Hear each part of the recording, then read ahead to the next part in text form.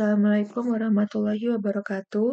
Nama saya Ivan Nabila Devi. Di sini akan menjelaskan tentang desain analisis algoritma tentang closest pairs. Di sini akan menjelaskan konsep dan kedua langkah-langkah penyelesaiannya. Berdasarkan contoh soal yang ada di slide ini. Nah, di sini saya akan menggunakan algoritma divide and conquer. Jadi, divide and conquer ini adalah sebuah strategi pemecahan masalah yang membagi masalah besar menjadi beberapa submasalah yang lebih kecil, lalu menyelesaikan setiap submasalah secara rekursif dan kemudian menggabungkan hasil-hasil dari submasalah tersebut untuk mendapatkan solusi akhir. Atau ya ini divide, conquer, dan combine. Nah, kenapa saya menggunakan algoritma ini? Kenapa tidak brute force? Jadi, kalau misalnya kita gunakan brute force itu akan eee, memakan waktu yang lebih lama. Jadi, kalau brute force itu akan mengeksekusi semuanya. Jadi P1 dicek ke P3 dan dan semuanya, P2 juga, jadi membutuhkan waktu yang lebih lama.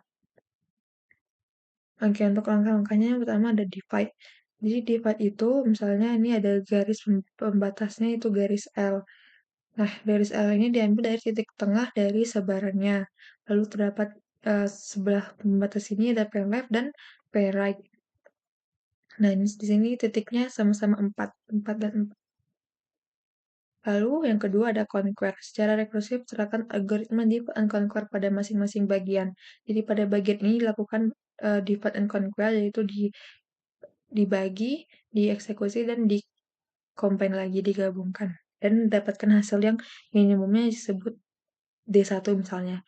Nah, yang ini lakukan hal yang sama dan dapat D2.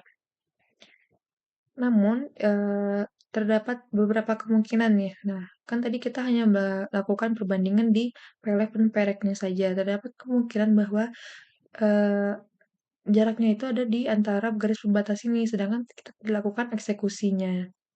Untuk itu, kita lakukan yang namanya strip. Jadi di strip ini kita buat dua garis dengan panjang 2 delta. Delta itu adalah minimum dari D1 dan D2. Jadi D1 dan D2 minimumnya adalah delta. Jadi kita buat garis selebarnya 2 delta.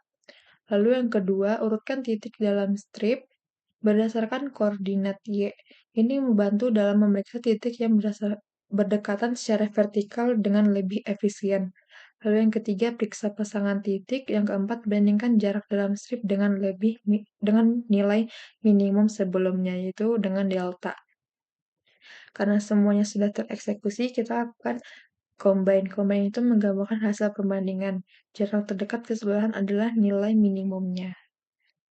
Oke, sekian dari saya. Assalamualaikum warahmatullahi wabarakatuh.